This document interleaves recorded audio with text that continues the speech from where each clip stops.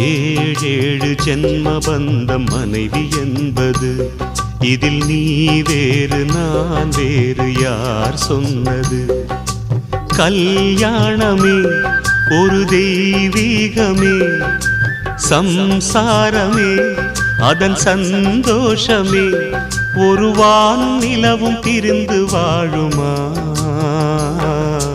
ஏழேழு ஜென்ம பந்தம் மனைவி என்பது, இதில் நீ வேறு நான் வேறு யார் சொன்னது?